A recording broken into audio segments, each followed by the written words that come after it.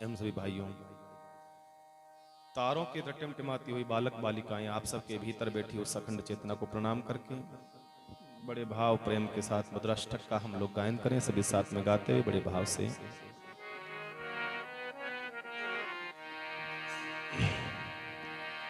हो अधरम मधुरम वदनम मधुरम नयनम मधुरम हसितम मधुरम अधरम मधुरम वदनम मधुरम नयनम मधुरम हसितम मधुरम हृदयं मधुरं गमनं मधुरं मधुराधिपतेरखिलं मधुरं वचनं मधुरं चरितं मधुरं वसनं मधुरं वलितं मधुरं चलितं मधुरं भ्रमितं मधुरं मधुराधिपतेरखिलं मधुरं वेणुर्मधुरो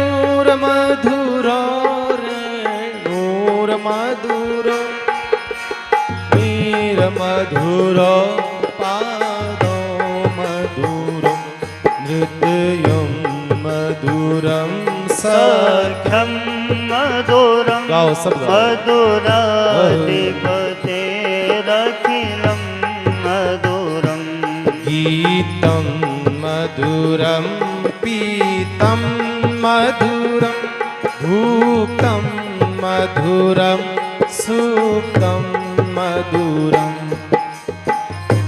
मधुरं तिलकं मधुरं मधुराधिपतेरखिलं मधुरं कर्णं मधुरं तरणं मधुरं हरणं मधुरं रमणं मधुरं वमितं मधुरं समितं मधुरं मधुराधिपतेरखिलं मधुरं गुञ्जा मधुरा माला मधुरा यमुना मधुरा वीची मधुरा सलिलं मधुरं कमलं मधुरं मधुराधिपतेरखिलं मधुरं गोपी मधुरा लीला मधुरा युक्तं मधुरं मुक्तं मधुरं दृष्टं मधुरं शिष्टं मधुरं मधुराधिपतेरखिलं मधुरं गोपी मधुरा गाओ मधुरा यष्टिर्मधुरा सृष्टिर्मधुरा दलितं मधुरं फलितं मधुराधिपतेरखिलं मधुरम् अधरं मधुरं वदनं मधुरं नयनं मधुरं हसितं मधुरं हृदयं मधुरं गमनं मधुरं मधुराधिपते रखिलं मधुरं मधुराधिपते रखिलं मधुरं मधुराधिपते रखिलं मधुरं मधुराधिपते रखिलं मधुरम्। बोली कृष्ण कन्हैया लाल की जय। सियावर रामचंद्र भगवान की जय। उमापति महादेव की जय हनुमान जी महाराज की जय।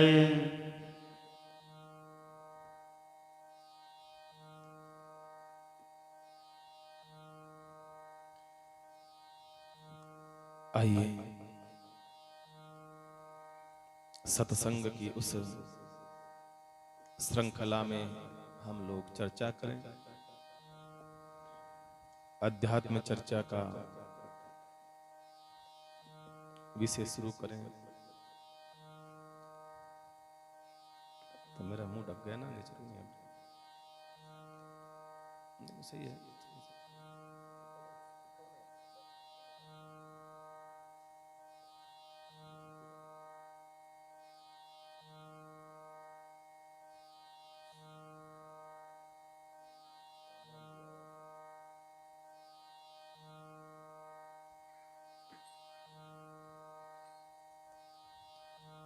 आइए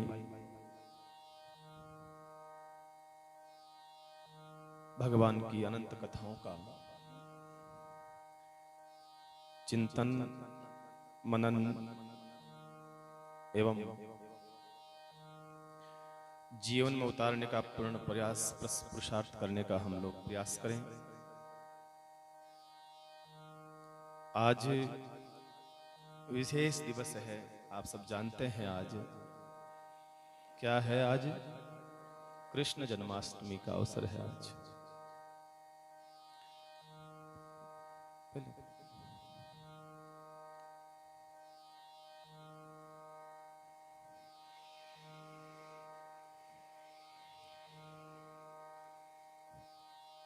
आज कृष्ण जन्माष्टमी का पावन अवसर हम सब जानते हैं कि आज रात्रि को 12 बजे भगवान का प्राकट्य हुआ। कृष्ण भगवान का, भगवान राम का प्राकट्य दोपहर को 12 बजे, भगवान कृष्ण का प्राकट्य रात्रि को 12 बजे।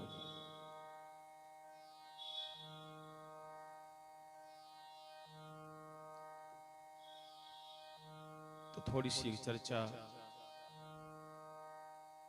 थोड़ा सा चिंतन हम भगवान कृष्ण पर करें, क्योंकि राम को समझना फिर भी सरल है, क्योंकि उनकी जो लीलाएं हैं,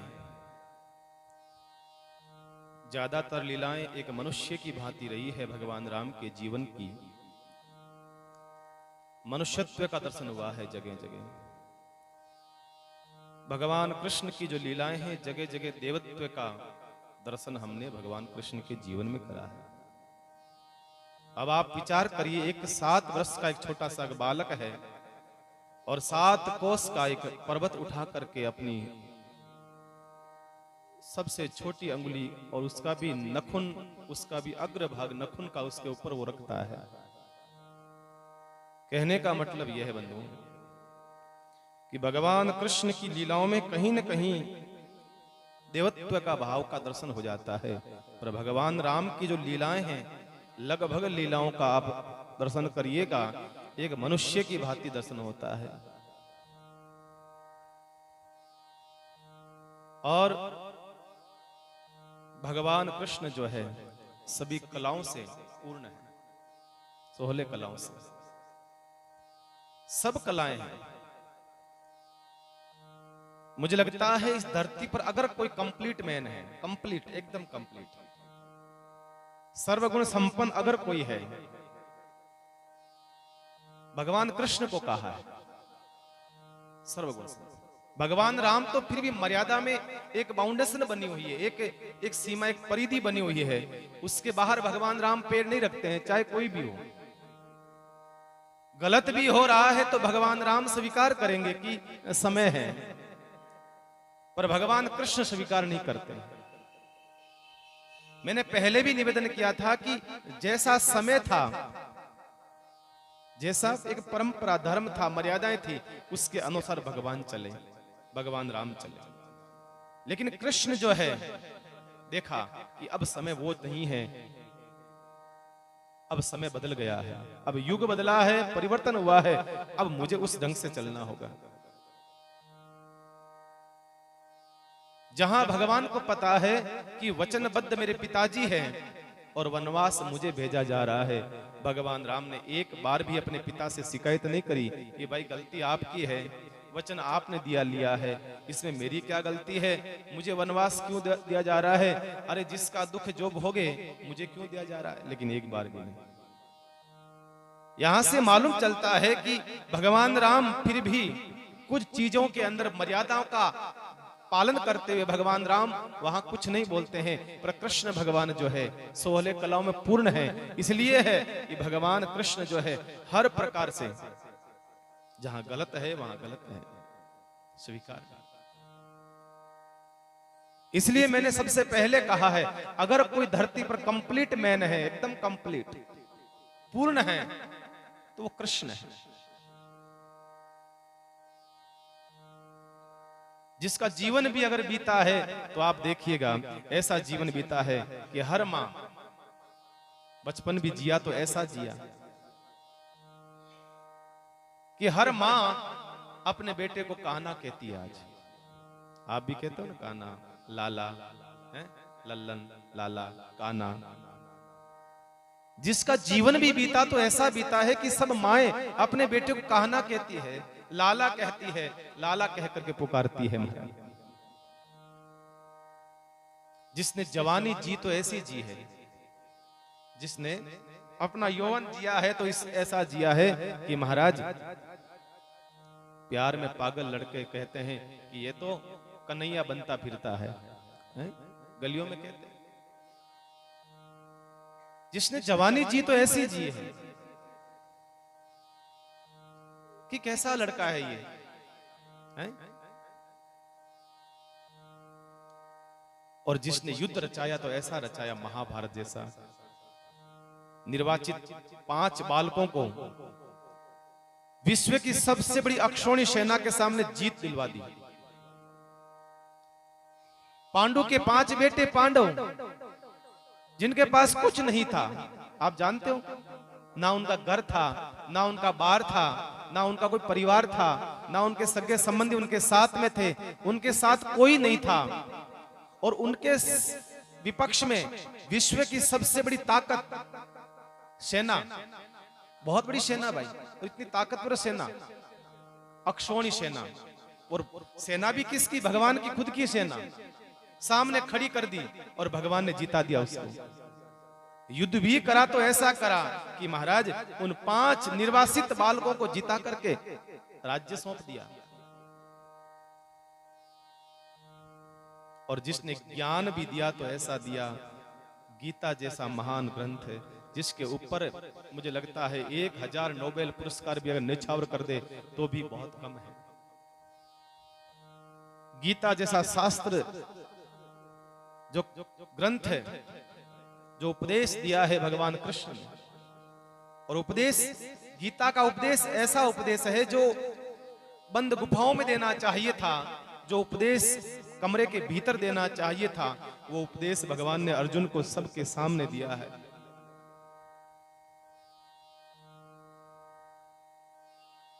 ज्ञान भी दिया तो ऐसा दिया, जीवन भी जिया तो ऐसा दिया। इसलिए मैं कहता हूं कृष्ण जो है राम के आगे की यात्रा है। भगवान कृष्ण जो है राम के आगे की यात्रा है। जो राम ने छोड़ा है कृष्ण ने वो सब पूरा करा है। जो कंप्लीट नहीं हुआ है लाइफ में, कुछ चीजें ऐसी रह जाती, अधूरी रह जाती है लाइफ में। हम फिर जब बुढ़ापा आ जाता है फिर सोचते हैं अरे ऐसा कर लेते, ऐसा कर लेते, ये कर लेते, वो कर लेते। तो भगवान राम को लगा कुछ चीजें कंप्लीट नहीं है मेरे जीवन में, तो क्या करूं, मुझे कंप्लीट करनी है। तो वापस अगला जन्म में कृष्ण बन करके आए, और जो राम ने अधूरा छोड़ा कृष्ण ने आकर के उसको पूरा किया। कृष्ण ने आकर के उसको पूरा कराया।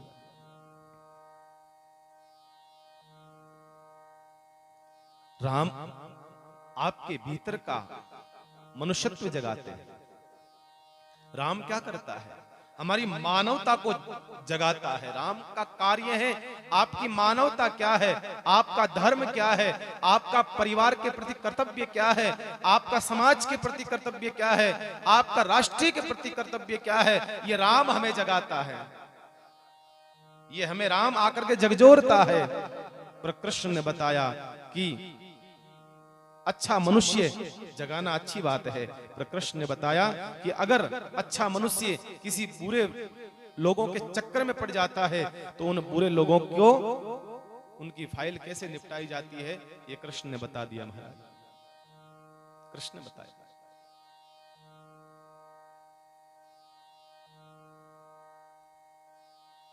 5 पांडव और 100 कौरव। लेकिन महाराज धर्म के खिलाफ थे, धर्म के विरुद्ध थे, इसलिए भगवान ने उन सब का खुद की ही रचना रही है। भगवान राम ने जो अधूरा छोड़ा, भगवान राम ने बाली को छुप करके तीर मार दिया, जबकि एक योद्धा का नियम है, एक वीर का नियम है कि कोई भी वीर छुप करके बाण नहीं चला सकता। भगवान राम ने चलाया तो वही वापस आकर कंप्लीट करा, कृष्ण अवतार में आकर के कंप्लीट करा। भगवान राम ने जीवन में एक बार गाली खाई, एक बार। बाकी भगवान राम को गालियां कोई नहीं निकालता है, किसी ने निकाली थोड़ी। एक बार खाई थी, वो भी कहां, जनकपुर जब गए थे, आपने सुना होगा, वो भी मीठी मीठी गालियां भगवान राम ने खाई। लेकिन यही अगले जन्म में भगवान कृष्ण बनकर के आए तो गली गली गालियां खाई महाराज, गली गली, आप जानते हो सब।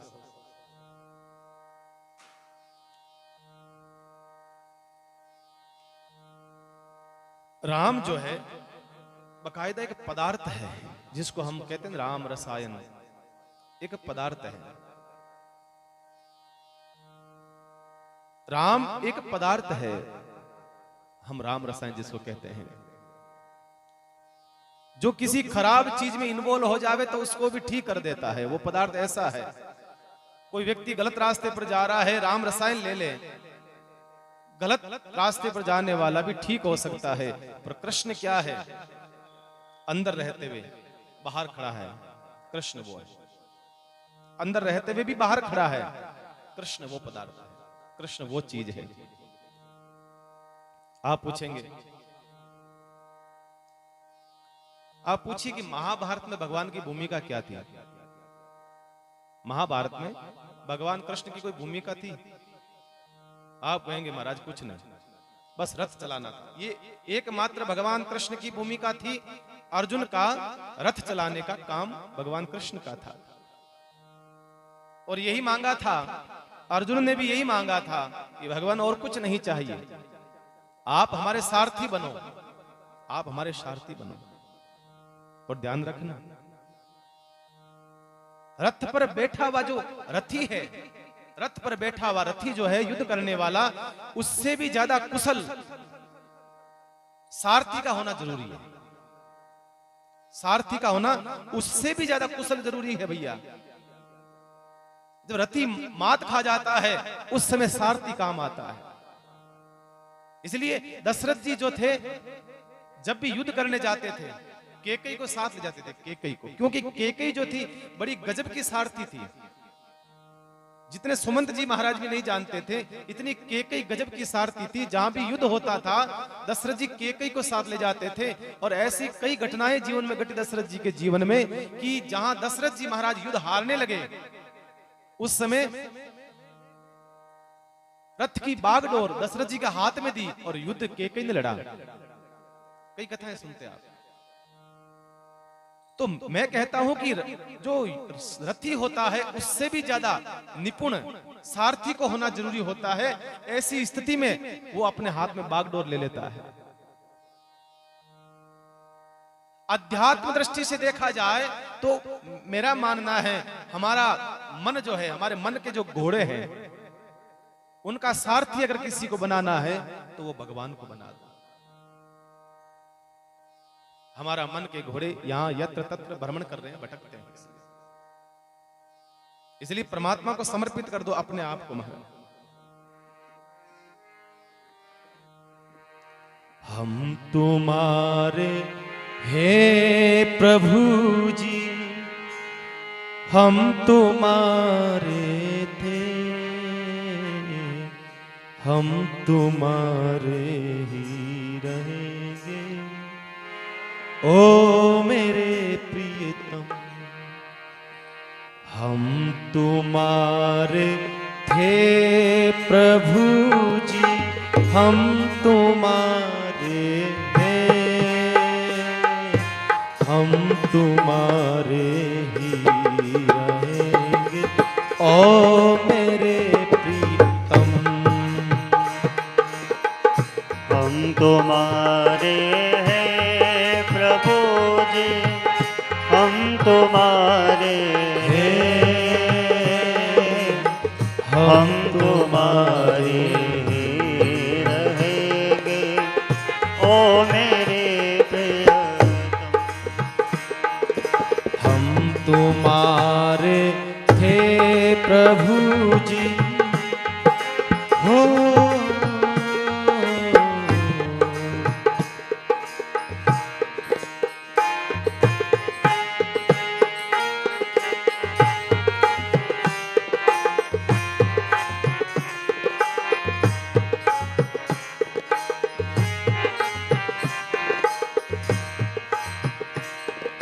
हम तुम्हारे थे प्रभु जी, हम तुम्हारे हैं, हम तुम्हारे ही रहेंगे। ओ मेरे प्रियतम, हम तुम्हारे हैं प्रभु जी, हम तुम्हारे हैं, हम तुम्हारे ही रहेंगे। ओ मेरे प्रियतम,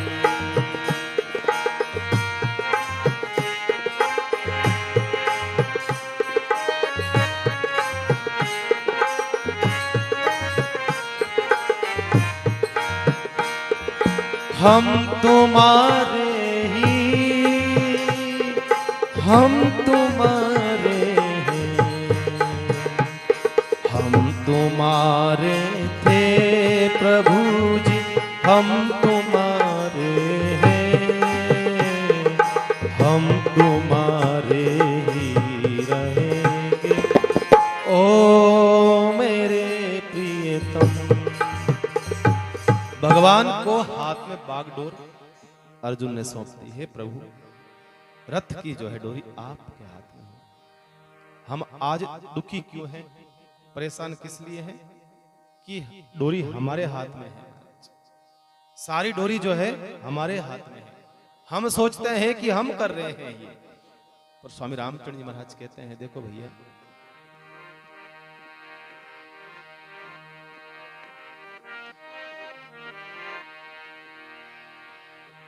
जो कुछ करता राम जी, मैं कुछ करता नहीं। जो कुछ करता राम जी, जो कुछ करता राम जी, मैं कुछ करता ना। जो कुछ है परमात्मा है। ये डोरी जो है परमात्मा के हाथ में है, ठाकुर जी के हाथ में है, भगवान के हाथ में है। इसलिए आदमी सुखी रहेगा जितना जितना अपने आप को भगवान को समर्पित कर देगा, उतना प्रसन्न सुखी। कोई चिंता नहीं। जब युद्ध लड़ रहा था अर्जुन, अर्जुन को बिल्कुल चिंता नहीं थी, बिल्कुल चिंता नहीं थी। क्यों? क्योंकि सारथी अच्छा था। सारथी अच्छा होना चाहिए। आपके जीवन की गाड़ी हो, चाहे नैया हो, चाहे कुछ भी हो, अच्छा हो। तो भाई आप जानते हो ना, आप कभी यात्रा पर जाते हो, कभी गाड़ी लेकर जाते हो, बस में जाते हो, आपको लगता है ड्राइवर अच्छा नहीं है तो टेंशन रहती है महाराज। रात्रि को अगर यात्रा भी चलती है, सड़क पर बस चल रही है, सारी रात का सफर है, आपको नींद नहीं आएगी। आपको लगेगा अरे भाई कहीं ये नहीं हो जाए कहीं महाराज खाटी में डाल दे गाड़ी। आपको नींद नहीं आएगी, आपको बिल्कुल नींद नहीं आएगी आपकी। क्यों? क्योंकि आपको टेंशन रहती है कि सारथी ठीक नहीं है, सारथी अच्छा नहीं है। पूरे जीवन का आपका सिस्टम टिका हुआ सारथी पर टिका हुआ। बताइए आप, ऐसे ही युद्ध के क्षेत्र में क्या होता है, सारथी का होना अति आवश्यक है, अच्छा होना। यहाँ भगवान को डोर सौंप देता है अर्जुन कहता है आप प्रभु ये संभालो। कोई भूमिका नहीं, देखने में ऐसा लगता है, प्रथम दृष्टा ऐसा लगता है कि कोई भूमिका नहीं है भगवान की उस युद्ध में। लेकिन ध्यान रखना, कौन जीतेगा कौन हारेगा ये तय कौन कर रहा है? बोलिए ना। माना कि भगवान कृष्ण की कोई भूमिका नहीं है युद्ध में, क्योंकि भगवान ने पहले ही कह दिया। भगवान कृष्ण ने एक बात सबसे पहले कह दी, देख अर्जुन, मैं तुम्हारे पक्ष में रहूंगा, लेकिन क्या नहीं उठाऊंगा? शस्त्र नहीं उठाऊंगा। अब बताओ भाई, आप लड़ाई हो जाए आपके किसी के, तो आप तुरंत बुलाओ, जल्दी आ भैया। वो कहते भाई देख आऊं तो सही, पर देख मेरे ठोका ठोकी नहीं करूंगा, देख मैं लड़ाई हड़ाई लाठी आटी झगड़ा मैं नहीं करूंगा, देख तू कहे तो आ तो जाऊं मैं। तो आप कहोगे फिर भैया क्या अचार डालूंगा तेरा? तो भाई लकड़ी नहीं उठाएगा या तू ठोका ठोकी नहीं करेगा तो मैं तेरा करूंगा क्या? तू घर पे ही बैठा रहे आराम से। ये बात जो है प्रॉमिस, ये वादा जो है पहले ही भगवान ने कर दिया। अर्जुन से कहा देख अर्जुन, मैं तुम्हारे पक्ष में युद्ध तो करूंगा लेकिन शस्त्र नहीं उठाऊंगा। अर्जुन जानता था जिसको शस्त्र उठाने की आवश्यकता क्या, परमात्मा हो शस्त्र उठाए फिर मतलब क्या रहा। अरे भगवान के तो नेत्रों से सृष्टि का सृजन हो जाता है, सृष्टि का लय हो जाता है और सृष्टि का प्रलय हो जाता है, उसको शस्त्र उठाने की आवश्यकता कहां है? भगवान से कहा अर्जुन ने मुझे मंजूर है। आप देखते हैं कोई भूमिका नहीं है, फिर भी युद्ध किसके पक्ष में जाएगा, कौन जीतेगा कौन हारेगा, किसको मारना है, कल किसको मारना है, कल किसको छोड़ना है, सब का सब जो है भगवान कृष्ण के हाथ में ही था महाराज। दुर्योधन के पत्ते किसने लिपटवाए? दुर्योधन जब नग्न होकर के जा रहा था मां के सामने, तो पत्ते लिपटाने का काम किसने करा? भगवान ने करवाया। भगवान ने कहा देखो भाई, सारा का सारा कार्य भगवान करवा रहे हैं और भगवान कहते मैं कुछ नहीं करने वाला, मैं कुछ नहीं करने वाला भाई, मैं बस देखने वाला हूं। इसे कहते हैं इन्वॉल्वमेंट में रह करके बाहर काम करना, इसे कहते हैं। ये भगवान की बहुत गजब की महाराज रणनीति। भगवान राम इन्वॉल्व हुए, दुखी भी हुए, भगवान राम रोए भी थे, आंखों में आंसू भी आए थे, भगवान कभी कभी उदास भी हो जाते थे राम। आप देखते होंगे वनवास काल में भगवान राम की आंखों में आंसू आ गए, पिताजी शांत हो गए तो रो पड़े भगवान।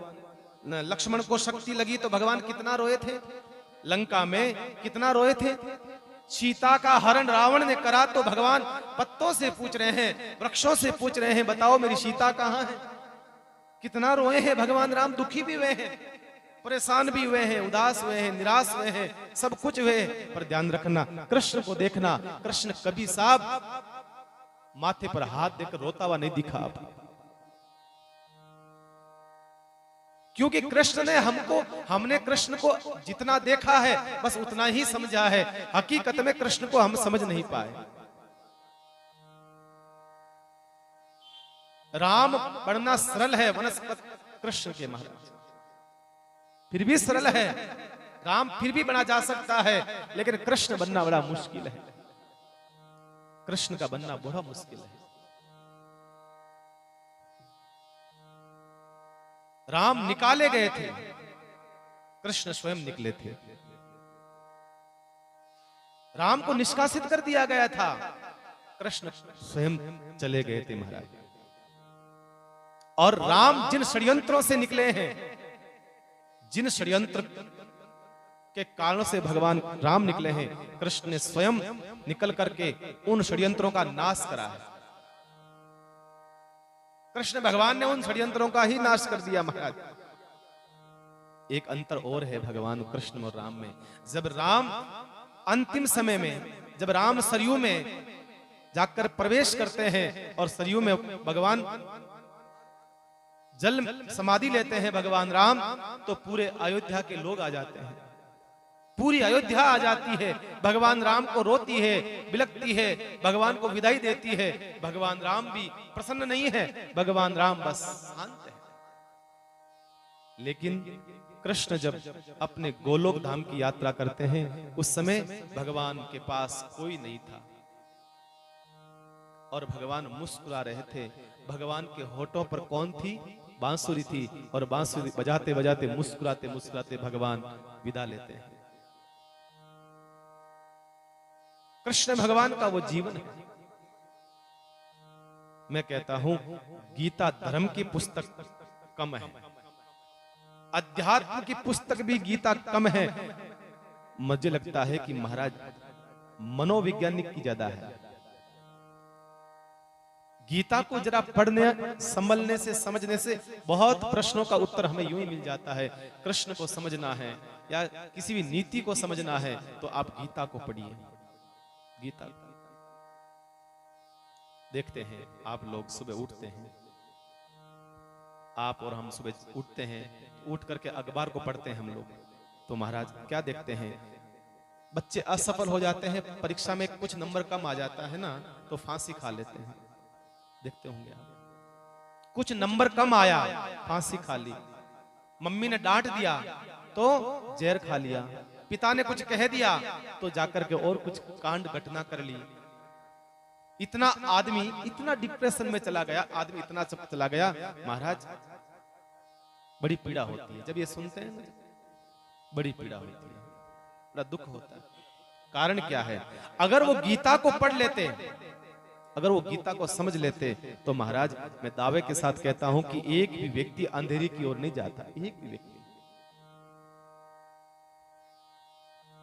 मुझे लगता है कि आप कितने भी उदास हो, आप लोग कितने भी दुखी हो, कितने भी उदास हो या कितने भी डिप्रेशन में हो, पर मुझे लगता है अर्जुन से ज्यादा तो नहीं होंगे आप। अर्जुन से ज्यादा तो डिप्रेशन में आप लोग नहीं होंगे ना। अरे भैया अर्जुन का परिवार खानदान सामने खड़ा था और भगवान कृष्ण कह रहे हैं ले उठा बाण, धनुष उठा और मार अपने दादा को, परदादा को, अपने भतीजे को, काका को, पता नहीं कितना परिवार खड़ा है, मार। मार सकते हो आप? नहीं मार सकते, कभी नहीं मार सकते। अर्जुन जितना डिप्रेशन हमें कहां है। जब अर्जुन ने कहा भगवान से, हे प्रभु मैं युद्ध प्रारंभ करूं उससे पहले एक काम करिए, मेरे रथ को बीच में खड़ा कर दीजिए, दोनों सेनाओं के बीच में मध्य खड़ा करिए। भगवान का क्यों, क्या करेगा, क्यों, क्या चाहिए तेरे को? का देखना चाहता हूं कि मेरे साथ लड़ने वाले योद्धा कौन कौन है, मेरे बराबर के योद्धा के साथ में युद्ध करना चाहता हूं, तो जरा एक बार मैं देख तो लूं, फिर मैं कब देखूंगा। भगवान कृष्ण जैसे ही रथ को ले जा खड़ा करते हैं और जब दादा महा, पितामह, गुरु आदि, कुल गुरु आदि जिसने उनको जीवन सिखाया है, अरे भैया जिनकी गोद में वो पला बड़ा बड़ा होता है अर्जुन, उसके सामने वो खड़े लोग थे, वो घबरा गया, उसके हाथों से गांडीव धनुष गिरने लगा, उसका पूरा शरीर पसीने से भीग गया था, वस्त्र गीले हो गए थे, घबरा गया, कांपने लगा, कांपने लगा, इतना इतना डिप्रेशन में चला गया, छूट गया धनुष, बैठ गया, नीचा बैठ गया, मुझे युद्ध नहीं करना है। अरे क्या हुआ, मुझे युद्ध नहीं करना प्रभु, मुझे युद्ध नहीं करना है। अरे मैं अपनों को मार करके ये खून से लथपथ राजगद्दी पर मैं बैठूं, अपनों को मार करके, मुझे युद्ध नहीं करना है। भगवान ने कहा अरे यही तो परेशानी हो गई, बहुत समझाया पर नहीं समझा। जिसकी गोद में अर्जुन बचपन जिसका बीता हो, अर्जुन का तात कहता है, तो विश्व पितामह कहते हैं अर्जुन देख तेरा तात नहीं, तेरे बाप का तात हूं मैं, बहुत पुराना आदमी हूं मैं। भीष्म कहते हैं मैं बहुत पुराना व्यक्ति हूं, इसकी तीसरी पीढ़ी का आदमी हूं मैं। उस भीष्म को मारने के लिए आज अर्जुन सामने खड़ा है। कृष्ण कहते हैं देख अर्जुन, एक बात बताऊं, गीता में भगवान स्वयं कहते हैं हतो वा प्राप्यसि स्वर्गम। देख अर्जुन, तू मारा गया तो स्वर्ग में जाएगा, सीधा टिकट बाईपास, एकदम सीधा तू स्वर्ग में जाएगा। अगर तू यहां मारा गया, तेरा सौभाग्य है, तू लड़, अगर तू मारा गया तो तू सीधा स्वर्ग की यात्रा करेगा। हतो वा प्राप्यसि स्वर्गम जित्वा वा भोक्ष्यसे महीम्। अगर तू जीता तो ये जितना भी भोग के पदार्थ है, भोग है, राजगद्दी का भोग हो या संसार का भोग हो, ये वस्तुओं का सुख है, तुझे मिलेगा। कौन कह रहा है? कृष्ण कह रहा है। अगर तू मर गया तो स्वर्ग जाएगा, अगर तू जीत गया तो धरती का सुख तुझे मिलेगा, भोग्य मिलेगा।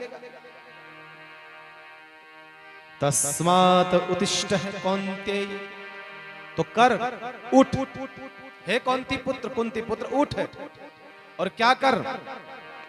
युद्धाय कृत निश्चय, उठ करके ये निश्चय करके मुझे युद्ध करना है, बस कृत निश्चय। गीता में भगवान कृष्ण ने कहा है कृत निश्चय।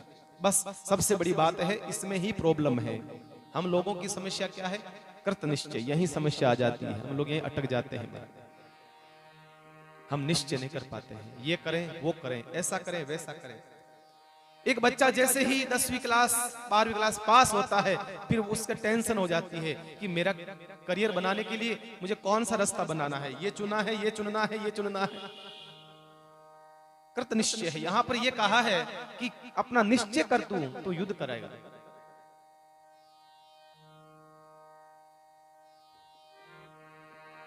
हम आधा जीवन हमारा इधर गया, आधा इधर गया, आधा इधर गया। कहते हैं मराठी के प्रोफेसर रमेश तेंदुलकर, मराठी के बड़े गजब के, उनका एक लड़का था।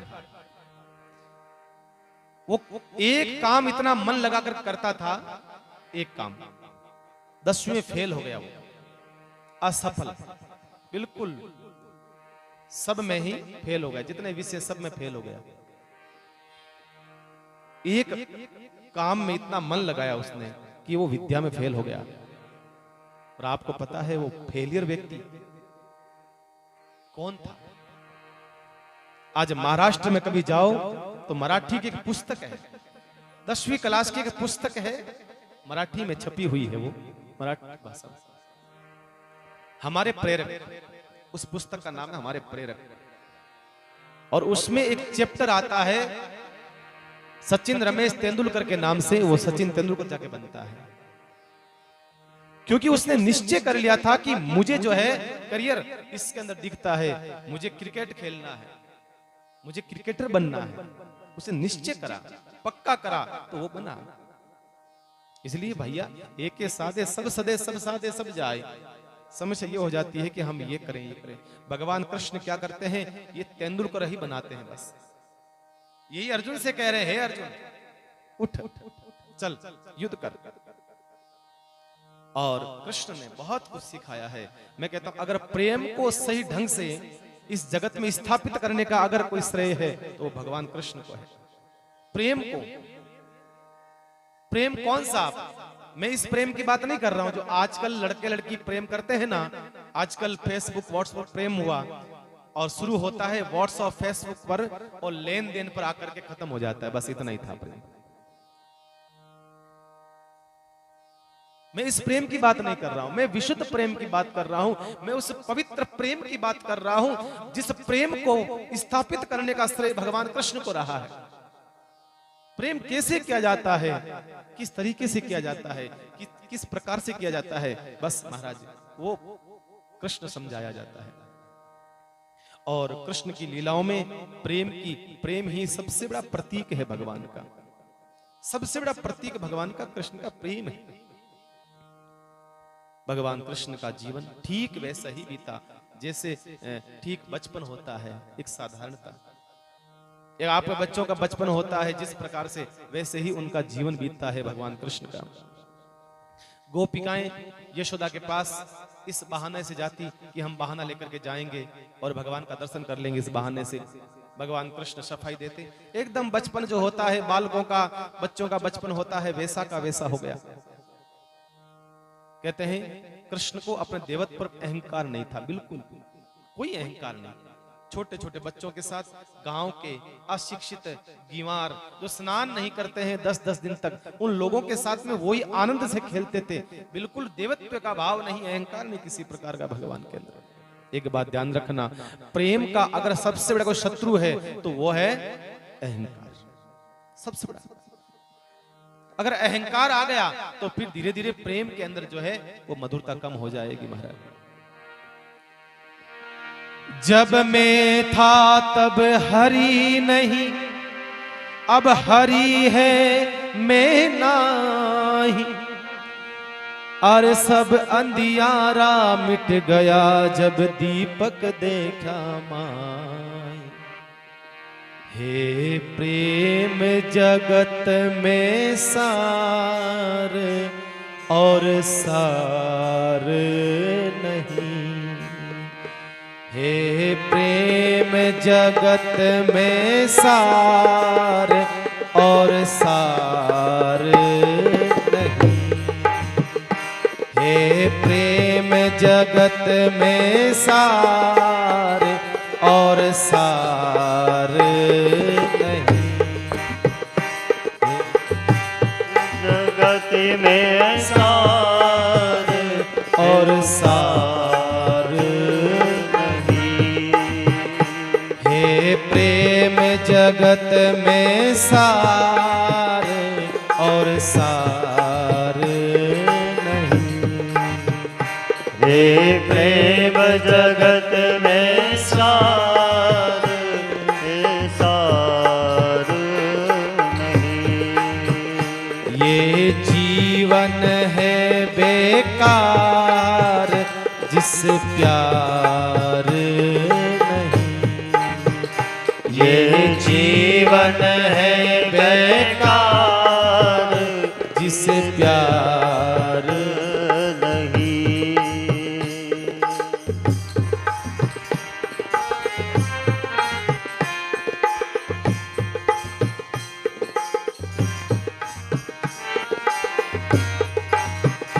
हे प्रेम जगत में सार और सार नहीं, हे प्रेम जगत में सार सार नहीं, ये जीवन है बेकार जिस प्यार नहीं, ये जीवन है बेकार जिस प्यार नहीं, भगवान ने स्थापित किया है तो प्रेम को इस धरा पर।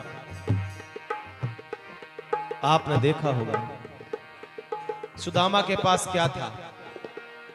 कुछ नहीं था, सिर्फ प्रेम था। भगवान ने उसके चावल को खाया। सबरी के पास कुछ नहीं था, झूठे बेर थे, भगवान ने उसको स्वीकार किया, प्रेम को स्थापित किया। कर्मा के पास क्या था? कुछ नहीं, मात्र खींचड़ा था, वो पाया और स्वीकार किया। भगवान बार बार यही कहना चाहते हैं कि भैया कृष्ण भगवान ने प्रेम के साथ प्रेम से विजय प्राप्त करी है लोगों के ऊपर। और वो गोपियाएं रहती तो संसार में थी, रहती तो संसार में थी, उनको तन संसार में था, पर चिंतन मनन सब भगवान का चलता रहता था। भगवान सुबह जब जाते तब से इंतजार रहता था शाम को आएंगे लौट करके। और महाराज और बांसुरी की आवाज घर बैठे सुनती तो महाराज उनको याद आती। ऐसी बांसुरी की उनकी ताकत महाराज देखिए आप।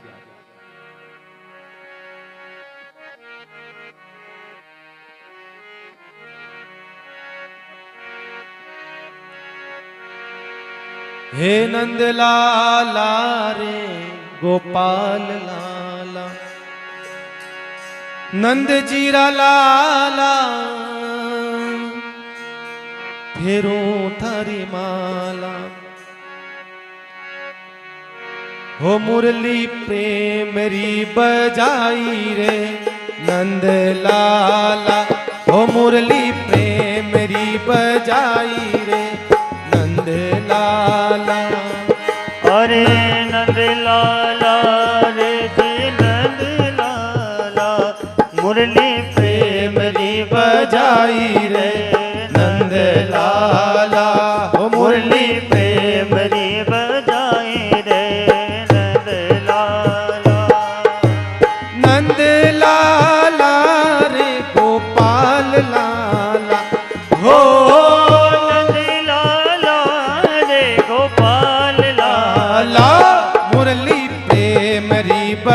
बजाई रे नंद लाला। ये मुरली प्रेम दी बोलिए कृष्ण कन्हैया लाल के। नंद लाला रे गोपाल लाला हो। नंद लाला रे गोपाल लाला। हो मुरली प्रेम री बजाई रे नंद लाला। हे बंसी प्रेम की बजाई रे नंद लाला। हो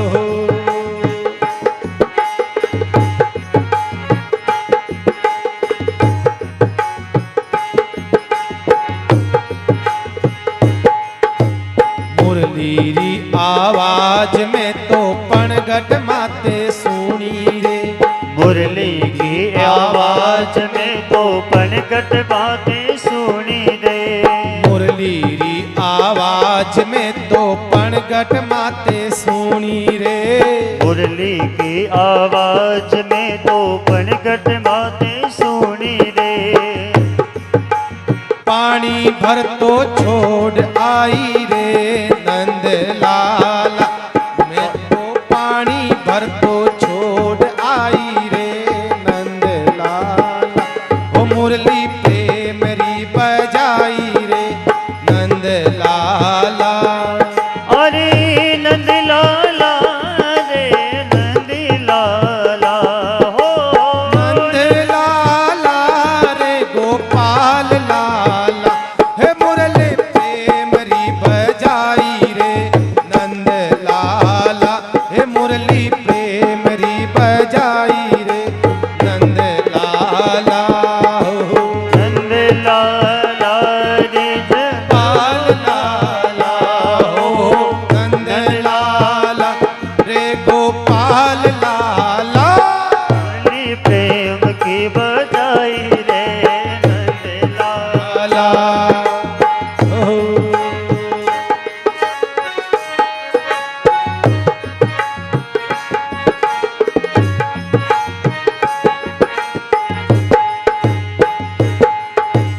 मुरलीरी आवाज में तो बागा माई सुनी रे। और मुरली की आवाज में तो बागा माई सुननी रे। मुरलीरी आवाज में तो बागा माही सुनी रे। और मुरली की आवाज में तो बागा माई सुननी रे। फुलड़ा फुलड़ा तोड़ता छोड़ाई रे नंद लाला। हे फुलड़ा तोड़ता छोड़ाई रे नंद लाला। नंद लाला रे गोपाल लाला हो। नंद लाला रे गोपाल लाला। हो मुरली प्रेम री बजाई रे नंद लाला। ये मुरली प्रेम की बजाई रे नंद लाला। अरे नंद लाला रे गोपाल लाला हो। नंद लाला रे गोपाल लाला। मुरली प्रेम री बजाई रे नंद लाला। मुरली प्रेम की गाओ। बजाई रे नंद लाला। लाला हो।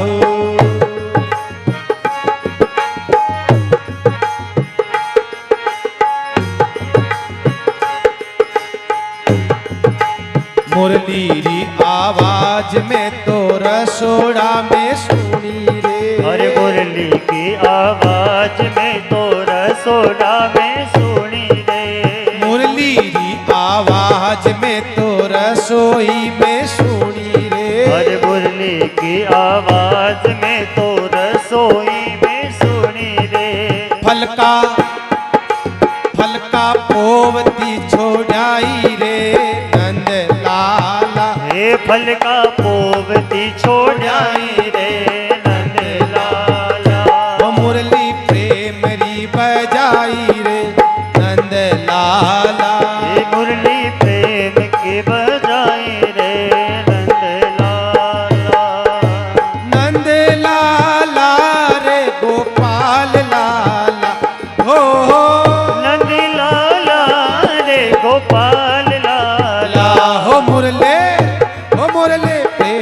मेरी बजाई रे नंद लाला। मुरली प्रेम की बजाई रे नंदलाल। यो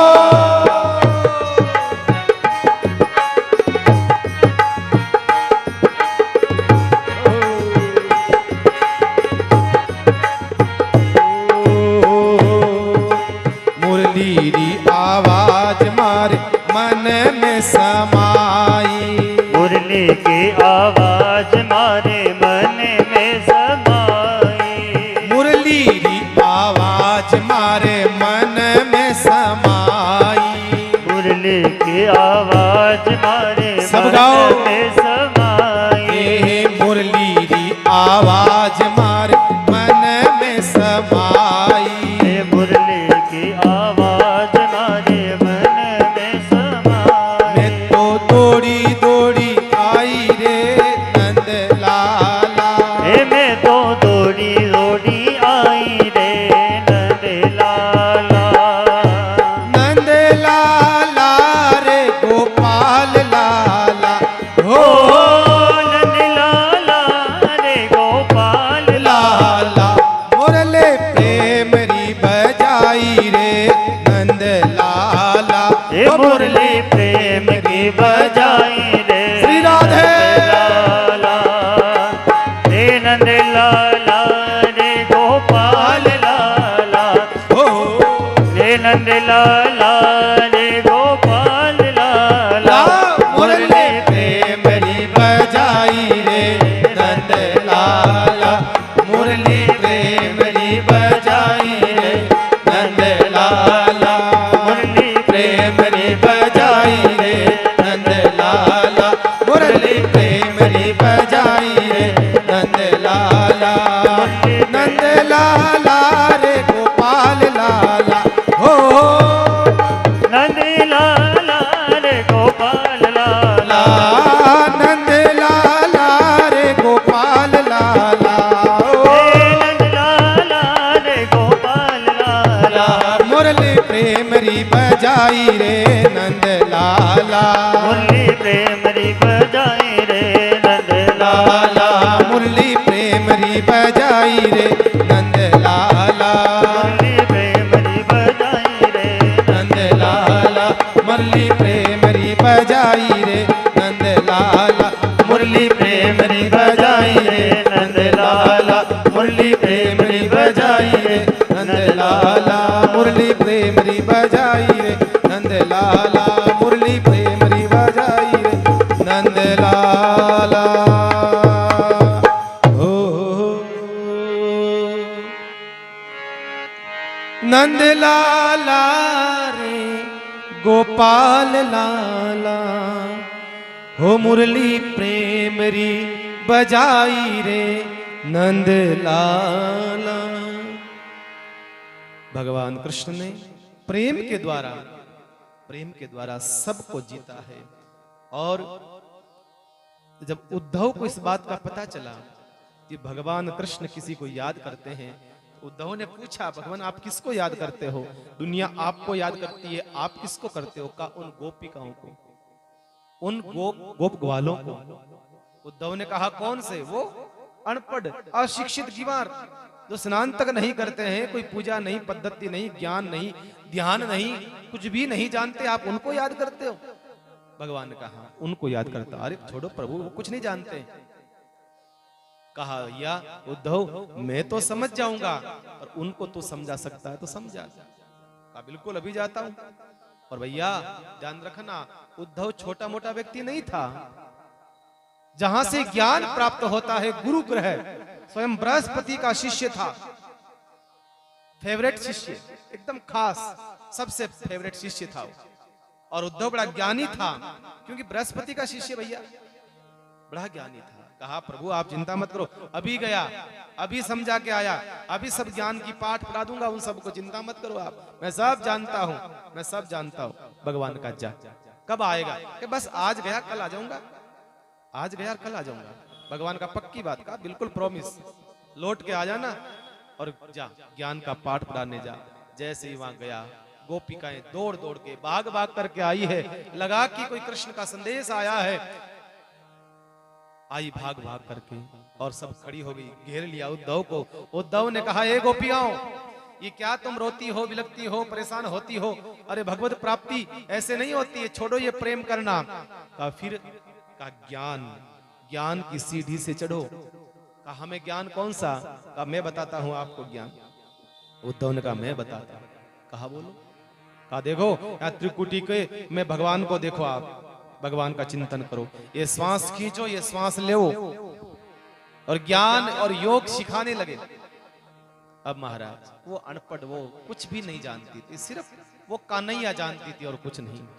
उसने कहा, एक गोपी ने कहा, हमने सुना है कि आप बड़े ज्ञानी हो और योग सिखाते हो, और ये योग की बातें क्यों कर रहे हो आप तो भगवान से दूर होने की बात करते हो। एक गोपी ने कहा है, तुम बड़े पागल इंसान हो लगता है महाराज, तुम गजब के आदमी हो। कहा कि क्यों? कि एक आदमी के, एक ऐसे आदमी के साथ तुम रहे हो, कितने वर्षों तक उसके साथ में रहे हो, जो पूरी दुनिया को प्रेम का पाठ पढ़ाता हो, फिर भी तुम प्रेम करना नहीं जाने, तुम प्रेम नहीं समझे, फिर भी प्रेम की भाषा नहीं समझे। बड़ी आश्चर्य की बात है। तो उन्होंने, गोपियों ने कहा, हम ये ज्ञान की बातें रहने दो उद्धव, हम तो बोर हो गए, सुन सुन करके बोर हो जाती है। तो फिर कहा उद्धव, हम तो एक ही जानते हैं, क्या?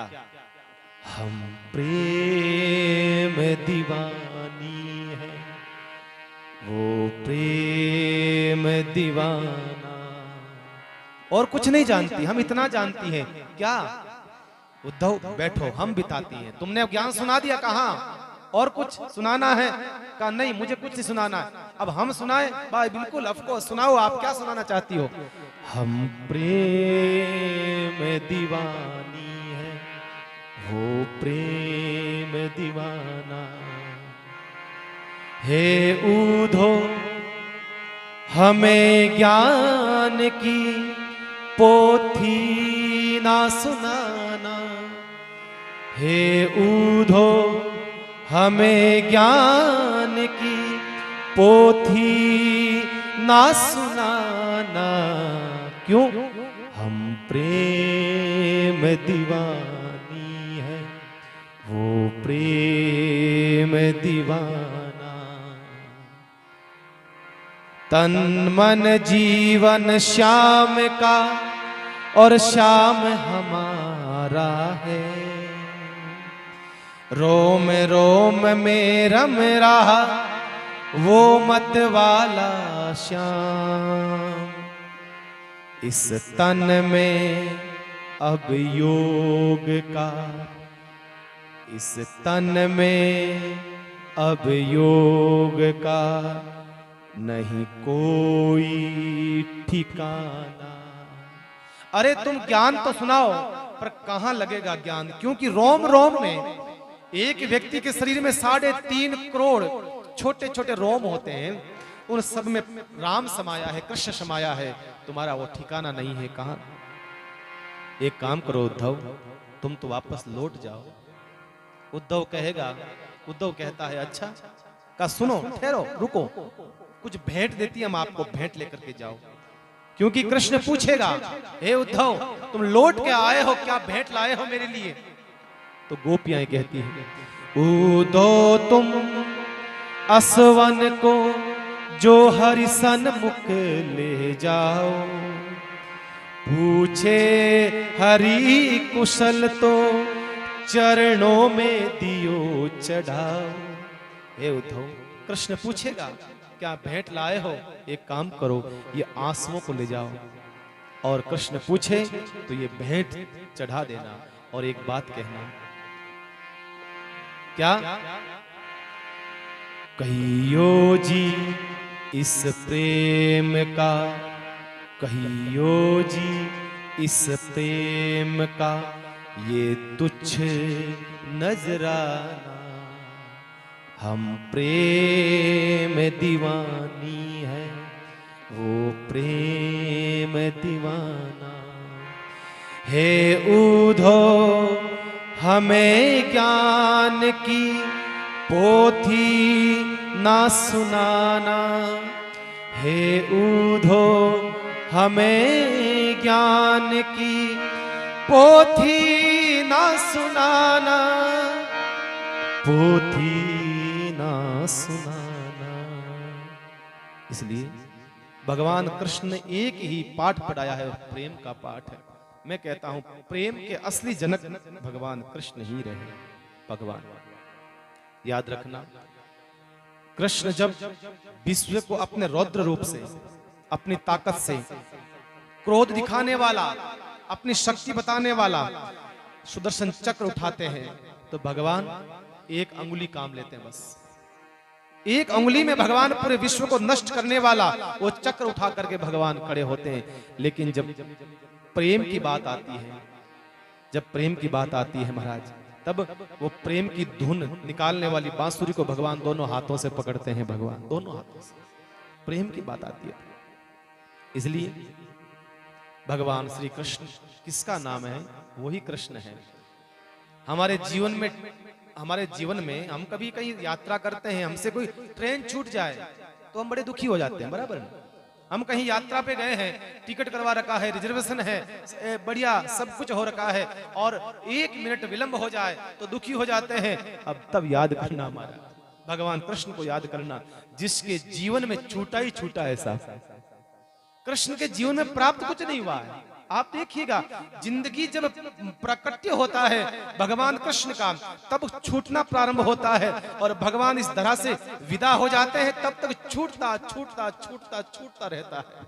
भगवान कृष्ण के जीवन में सबसे पहले पैदा होते ही साहब माँ बाप छूट गए, भाग करके ले जाना पड़ा, भाग करके चले गए। सबसे पहले बच्चे के माँ बाप छूट जाए, इससे बड़ी क्या हो सकता है जीवन में? बचपन में पैदा होते ही माँ बाप छूटे हैं। कुछ समय नंद यशोदा का प्यार मिला, कुछ साल वो प्रेम मिला, कुछ वर्षों बाद वो भी छूट गया। वो गोप गवाल छूटे हैं, वो गोपियां छूटी है, वो राधा रानी जिससे प्रेम करा है, अत्यधिक प्रेम करा है, जिसने पूरे विश्व में अगर प्रेम की परिभाषा को अगर कहीं कहने की बात आए तो कहते हैं सब राधा कृष्ण का प्रेम। वो राधा छूटी, जहां खेला है, बचपन है, बिताया है, वो आंगन, वो घर, वो महल, वो जगह, वो सब छूटी भगवान से, सब कुछ छूटा भगवान से। महाराज वो वृंदावन छूटा भगवान से, वो गोकुल छूटा, और भगवान को वहां पर मथुरा आए, फिर मथुरा भी छूट गया। भगवान ने फिर द्वारिका को बसाया।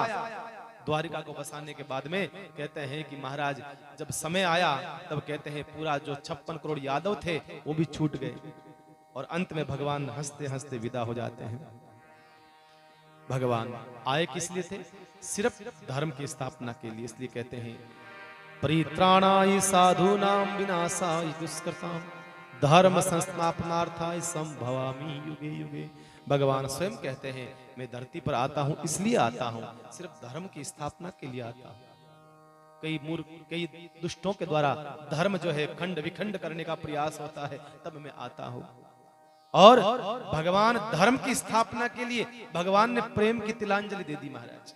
भगवान जब जाने लगे, जब भगवान ब्रज को छोड़ करके, जब मथुरा को, वृंदावन को छोड़ करके मथुरा जाने लगे, गोकुल को छोड़ करके, वृंदावन को छोड़ करके, उस समय गोपिकाओं ने भगवान को घेर लिया चारों तरफ से।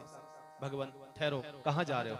भगवान ने कहा नहीं, मेरा कर्तव्य मैंने पूरा करा है, मैंने यहां रह करके आप लोगों को प्रेम दिया है, मैंने प्रेम का पाठ पढ़ाया है। अब परित्राणाय साधूनां, अब मुझे वहां जाकर के जो संतों को परेशान कर रहे हैं, राक्षसों को मारना है। विनाशाय दुष्कृतां, मुझे दुष्टों का विनाश करना है, इसलिए मुझे अब जाना होगा। तो भगवान कृष्ण से कितना कुछ छूटा है भाई, कितना कुछ। तब भगवान को याद करना। जीवन में कुछ ऊंच नीच हो जाए, कोई व्यक्ति हमारे बीच में से चला जाए, कुछ नुकसान हो जाए, कोई समस्या आ जाए, तो घबराना मत, भगवान को याद करना। भैया भगवान से छूटता गया, जीवन में सब कुछ छूटता गया, सब कुछ। इसलिए ठाकुर को याद करना, कृष्ण को याद करना कि ऐसे परमात्मा थे जिन्होंने महाराज हमें बहुत बड़ी सीख दी है। इसलिए ऐसे परमात्मा भगवान कृष्ण का आज जो है जन्म दिवस है, भगवान का आज प्राकट्य दिवस है भगवान कृष्ण का। तो हम चाहते हैं कि आज भगवान कृष्ण के प्राकट्य दिवस पर हम भी थोड़ा सा जो है आनंद का